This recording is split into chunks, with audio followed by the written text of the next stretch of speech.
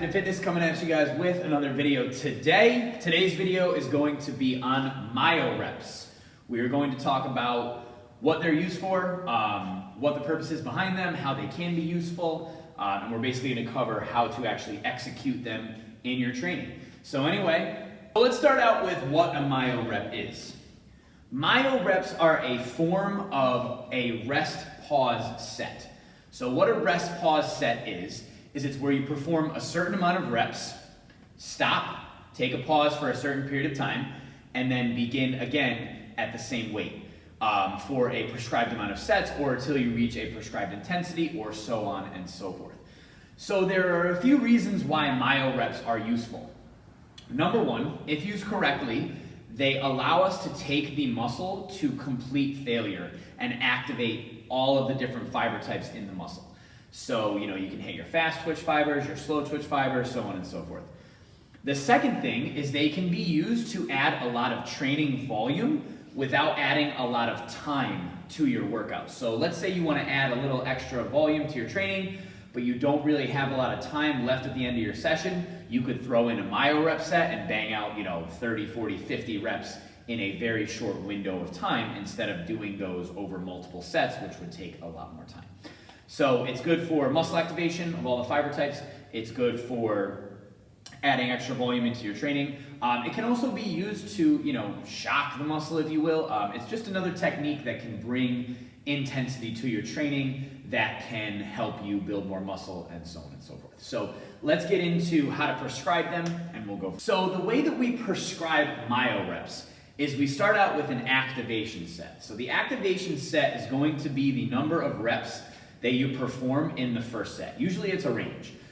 Depending upon the exercise type, you can go with a lower range like 10 to 15 or 14 to 16 or 15 to 20. You can even go higher if you'd like, 20 to 25. But you basically want to pick a certain number of reps that you're going to perform in the first set. Now that first set should be executed all the way to failure unless prescribed otherwise. So let's say that you choose an activation set of 10 to 15 reps. You would perform those 10 to 15 reps, whether it be 12, 13, 14, you should realistically fail or be at failure somewhere between those two numbers. If you are not at failure between those two numbers, take a little bit of rest, increase the weight, and perform it again so that you can actually get that true activation set. But the most important thing is that that initial set is taken to failure unless prescribed otherwise. Now there are a lot of different ways that you can prescribe myorep rest, rest pauses. The way that I do it is I will prescribe a 20-second rest period. So you'll basically do that initial activation set of whatever prescribed reps there are. You will then rest for 20 seconds, and then you will perform the same weight for as many reps to failure as you can. So you would continue repeating that cycle until you can no longer get at least 1/3 of the original reps. So let me break that down into simple terms. Let's say that we have an activation set of 10 to 15 reps. You do your first set and you fail on the 15th rep.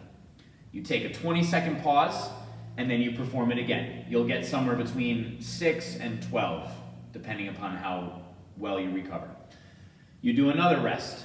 Maybe you get somewhere around 8 to 10 reps. Another rest, maybe you get 6 reps. And then the final one, maybe you get 4. So that final set where you only got 4 reps would be where you stop. And the reason why that is because you can no longer perform at least 1/3 of the reps of the original set. Now there is one caveat to this.